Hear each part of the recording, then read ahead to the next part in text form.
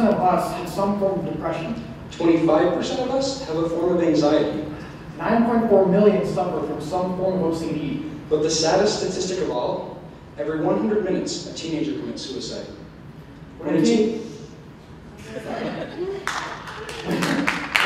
commits suicide, nobody was able to recognize that they needed help. No one could see that they weren't okay. And no one knew that they were struggling. Why? Teenagers throughout the world hide their emotions because of the way their parents, friends, teachers, and society will view them. Depressed, weak, a coward, and someone seeking attention. These are the emotions that these are the attributes that are applied to people who do seek help. Most teens who show their true feelings are met with doubt and resentment. Do you really need help? Or are you just looking for attention? There's nothing wrong with you. Snap out of it. There's that phrase, just snap out of it. How many that suffer with mental illness hear that phrase over and over again? Like a never-ending echo. These words come across as careless, negligent, and they're inaccurate. But that may not be due to their mindset. It may just be a simple lack of understanding. The topic of mental health is a very taboo subject. There are tons of unanswered questions and many more that have yet to even be asked. The world is unpredictable and unforgiving. Some days it's better and some days it's worse. Kind of like a roller coaster ride, the highs and lows, unexpected turns, and a variety of emotions. Go back to when you were a teenager, struggling to find your self-identity. It definitely wasn't easy. You probably had critics who thought that what you wanted was stupid. Now, imagine adding a mental illness on top of all of that struggle. It drags you down even further than you thought was possible, and by the time you make sense of the situation, it feels like it was too late, and there is nothing you can possibly do to climb back to the top. The stigma they face, it makes them feel alone. They begin to think that they're the outcasts with no one to look to. At this point in their journey, many teens feel like they face an impossible choice. Suicide or asking for help over and over again. This conference was focused on mental health. You saw real-world examples of the stigma mental health faces, but we want you to realize that mental health isn't the only thing that gets stigmatized. Being different because of where you're from, what your family situation is, or what the color of our skin is, are just a few of the many examples where we can see stigma almost every day. Like mental illness, these stigmas are placed on something we have no control over. People don't choose what the color of their skin is. Not everyone can get a say in where they live. And how can you control what your family does? I'm going to tell you two stories. They're both about a little boy. One faced stigma before he even knew how to count to 100, and the other had friends just like a regular boy would. When the first boy's mother had him, she was single, and it was a struggle. A struggle to get food, a struggle to buy clothes, and a struggle to afford rent. But they powered through it. It was never easy, but somehow they made it. When the second boy was born, it was almost the opposite. Food wasn't ever a worry, and he had a father. They owned a house, and his clothes were abundant. A few months after the first boy turned 1, his mother found a man, and this man cared for her, helping her with what she needed, and they were finally able to afford food and rent for their apartment. A few months after the second boy turned 1, his parents were teaching him how to talk and walk and eat his own food. Around age 3, the parents of the first boy decided that they were going to move, and in nearly 2 months, they were in a completely different state. The boy's parents began using alcohol, and at first, it wasn't bad.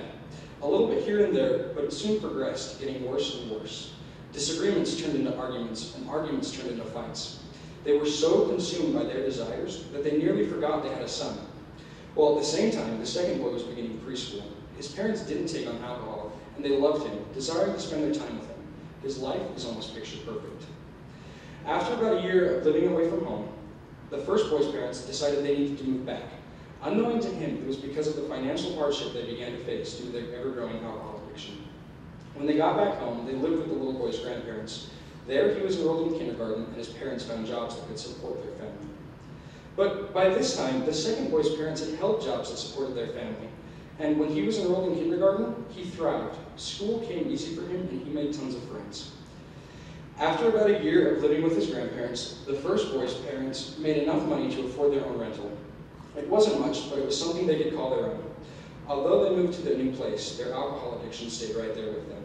But by this time, it was turning into much more than a habit. You could almost say it was a lifestyle. Boy B's lifestyle was very different at this point. His parents were able to afford a new house, and they could get the little boy anything he wanted. Unlike the first boy, he was only rewarded with things he needed. A few years later, both families welcomed a new little girl. When school came around again, the second boy was eager and ready to go. He made it on time and went nearly every day of the year. But the first boy, he struggled to go. Between his parents' alcohol addiction and the care he needed to provide for his sister, school was just so much. His parents didn't care enough to get him there on time, and his friends, they began to notice that. The second boy was able to go home and play with his sister. Unlike the first boy, he didn't have to worry about what she was going to eat. His parents took care of that. He was beginning to develop the brotherly-sister relationship, while the first boy was developing more of the parental relationship. When the first boy would go to school, his clothes smelled like cigarette smoke. He walked in late, and he wanted to sleep in class. He was constantly made fun of, to the point he hated going. He tried everything he could to get out of going to school. He would fake being sick, and just flat out refused to go. His parents' alcohol addiction began to get so bad that their fights were becoming a nightly thing. He was so scared that his parents were going to hurt the little girl that he would hide her, so no harm would come to her. And when the fights got bad, he took it upon himself to call for help. A 10-year-old boy calling for help because he was afraid his parents were going to hurt each other. Can you imagine that? By the time the second boy was 10, he was continuing down his path. He had his parents there helping him every step of the way, and they made sure he studied in school and did his homework. His life was completely normal. As time went on for the first boy, his parents' alcohol abuse kept getting worse. They only cared about the alcohol, and they were going to get that no matter what. Their alcohol addiction got so bad that the little boy's grandparents had to step in and take him and his sister out of the situation. But the second boy, he was able to visit his grandparents whenever he wanted, and he loved them just as the first boy loved his grandparents. When the boys moved into middle school, they both enjoyed it. The first boy was living with his grandparents. He was able to begin to thrive in school. He was beginning to become like the second boy. He picked up band and joined honor society, and he began to grow. As he moved into high school, he kept succeeding. He joined their student government and began to help other kids just as he was helped when he was struggling. This little boy never gave up, and I pushed through my hardships. What if I told you this little boy was me? How many of you would believe me? When I got on stage, did you assume that I had it easy? I look clean and I'm well-spoken. Most of you wouldn't have assumed that I went through something like that. And how come we're so quick to judge? A person with mental illness could be the little boy, living through life just making the best of each day. Their situation, actions, or emotions could be caused by something they can't control. How can you know what they go through without listening to their story? In the end, stigma affects us all the same way. We feel shame and we feel guilt. We feel like we need to handle everything ourselves. The stigma makes us scared. Like I said, when I was younger, I hated going to school and I didn't want to face the bullies. And a person with mental illness, they have their own bully.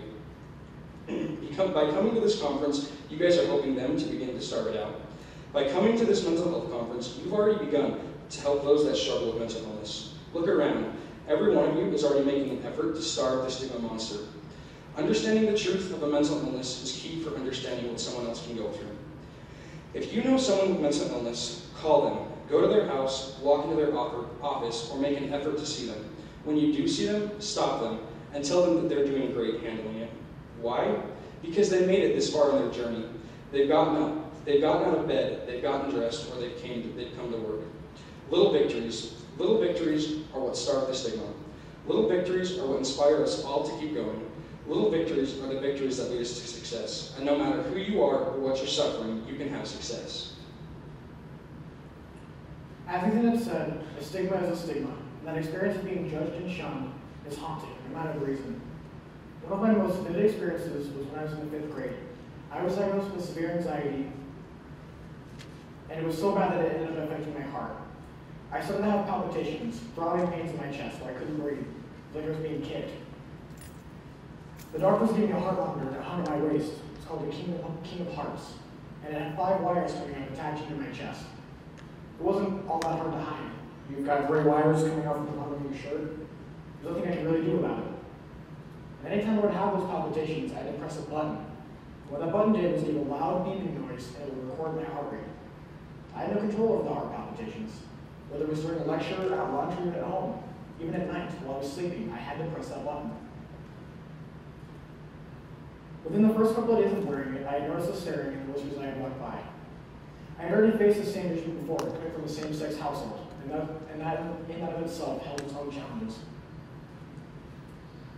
I felt like a science experiment being stared at and talked about because of something I couldn't help. Years later, I was off the heart monitor and I was picking up some medication my mom had ordered. I was a 14-year-old boy with long hair and piercings, ripped jeans, skater t-shirt, high tops, stereotypical skater, right? We all know the reputation that skaters have. As I approached the door to leave and exit the Walgreens with my medication, the lady at the front desk stopped me. She wanted to verify that the prescriptions were paid for. I didn't understand. The receipt was clearly highlighted. You could see the receipt even from the counter. So I kind of cocked my head, curious, being polite, and asked why. Again, she insisted on verifying that they were paid for. I was confused and angry. Why stop me? I never had this happen before. Granted, I would hear the same, I get the same ridicule with my long hair and my piercings, but never have I had someone at a store stop me. After a few minutes of arguing back and forth, eventually she called someone from the pharmacy and come up to verify, and I had to assure her repeatedly that they were paid for. Looking back on these two events, I felt the same situation, as if I was less than, or some sort of circus attraction. As you can see today, I no longer have my long hair or my piercings, wearing non-moldy jeans, tennis shoes, and I'm fairly well spoken. Sorry, it's just, now that I think about it, I've changed so much just because of a couple of interactions I've had with people I don't know. I've changed my whole lifestyle, hiding what I love and what I am because of the ridicule of others. I hide behind a haircut, no piercings, much like most do. They paint their nails, hiding whatever flaws they have, putting on makeup, a fake face every morning. So today was about learning, opening your eyes to the world of mental illness. Some of the sessions you went to made it hard to hear, to learn what was really behind the curtain covering the topic. And yet other sessions peeled back that stigma, showing you what was really there, not what you learned from TV or social media. All the subjects here today range from PTSD and anorexia and everything in between. Our goal as More Than A Stigma for the past few years has been to educate and raise awareness about mental illness, getting people to understand that mental illness isn't at all how we perceive it. But this year we're kicking it up a notch. It's going to be different. Not only are we educating, but we're taking action as well, wanting the public to get out there and do something about it, and no longer just stand idly by and just learn. Look at today's view on mental illness. It can be really hard to tell who really needs that acknowledgement just because it becomes so glorified. Now, the view has been completely changed. We went from thinking it was only affecting women, it was a very rare occurrence, it wasn't real, using barbaric methods like electroshock therapy to cure it. And in little to no time, it has switched completely to everyone has a mental illness. You hear about it on social media, everybody has this, or at least some form of it. And it's become some sort of a comedic gag, some joke to people, a trend. Now, it can be really hard to tell with all this technology who really does need that acknowledgement. It's hard to identify who needs that help. So after seeing all these trends, all these kids here, even at my own school I see doing the same types of behaviors, I have to ask myself, someone who really does, who suffers from mental illness, who knows what it's like, are they really? I just don't know what to do, because I don't want to be the guy to assume that they don't have it, and then what? I'm just another one of those people who didn't acknowledge them, who turned their back on them. Now, it's a lot of these GoFundMe accounts on Facebook. After a while, you see them, if you've read the first few, maybe you've donated to a couple, but after a while you just scroll and scroll and scroll. You become numb to the fact that they're there. You don't pay attention to them because there's so many. So, how do you know who needs help and who's a part of this new mindset? So I pose a question. If mental illness has got to a point where people have become agitated, indifferent, or just plain sick of hearing about it, what happens to those who really do need help and they finally open up? They finally tell you about their pain, about their struggles. They're met with doubt, skepticism, and rejection. What then? And again, I ask, how are we to know what's real? In some cases, it may seem obvious the way they act, the way they dress, the way they act on social media, but it's not that black and white. Just because you think you might know, you could be completely off, and maybe that is the way they're coping with it.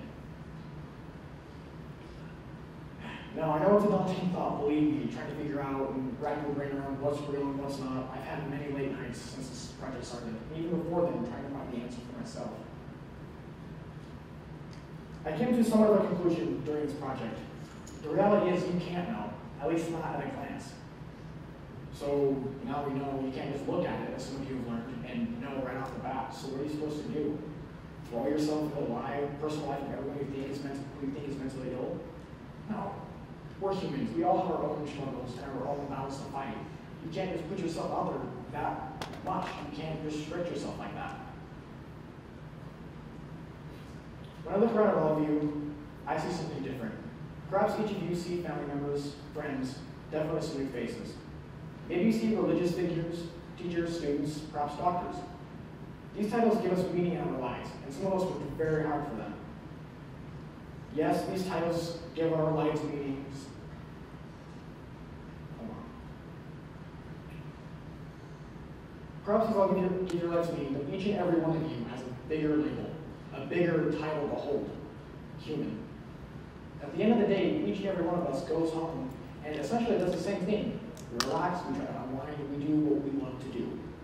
We're all a part of the same thing, no matter what church you go to or what you believe in. It doesn't matter. We're all a part of that same group.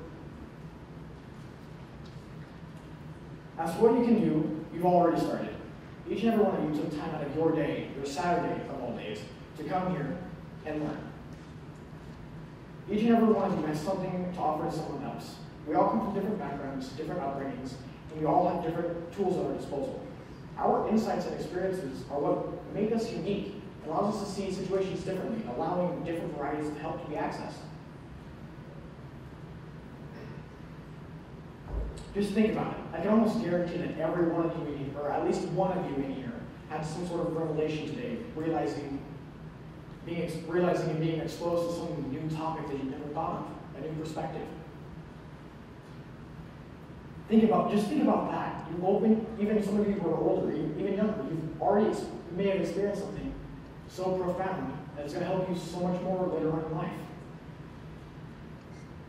You've already gone further than most, and that says a lot about you. This is what we need, to show others that there are people out there who care. Now, not everyone is a counselor or a doctor, but it doesn't take a PhD to ask someone how their day is. All we're asking, is that you take a little bit of time out of your day, not every day, to ask someone you see struggling how they are. Or even if they're not, just be kind to people. And even that seemingly insignificant act of kindness, you may have just saved a life. Saved a family from having to grieve the loss of a loved one. To build off of what D'Artagnan said, I want to give you a metaphor. A few weeks ago, I was in Puerto Rico, and while I was there, we toured a beautiful cave. But the hike to the cave was miserable. It was hot, it was uphill, and it felt like it just never ended. But when we finally got to the cave, every second was worth it. The view and the scenery was unlike anything I've ever seen before. As I went inside, though, it was very dark and very dirty, mainly due to the bats and their droppings, and inside it was just an environment that nothing should thrive in. As we rounded the corner, the guide was carefully escorting us around a sapling, and I was astonished to see it thriving, where nothing should have thrived. When you leave, I want you to know that there are people that may have a hike that feels like it never ends. I want you to inspire them. Inspire them to be that sapling. Inspire them to thrive where no one else should be able to. Because in the end, the view is what makes the journey worth it. We know every one of you in here has an immense amount of power. It's about time you learn how to use it. Thank you.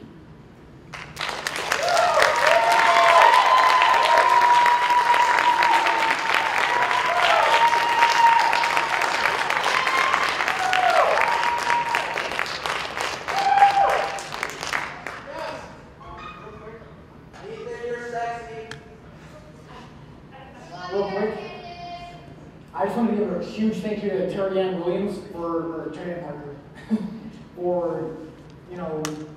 putting her faith and her power into us to let us do this. So just a huge shout out to them. Thank all of you for coming. I really appreciate it.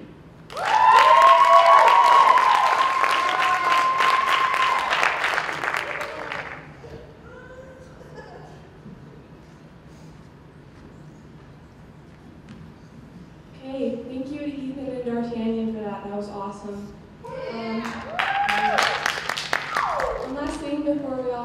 out, remember the benefit concert is tonight at 6:30.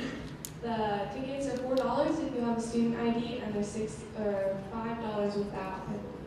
So be sure to come to that, and thank you. Have a great day.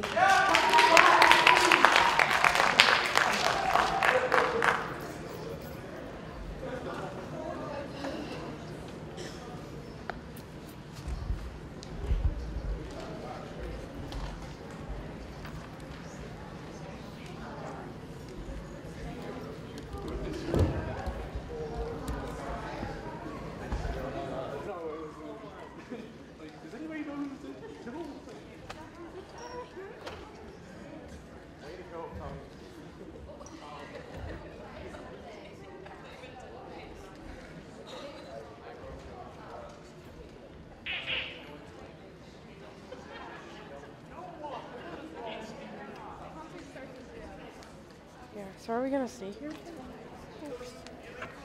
Oh, and the band is here.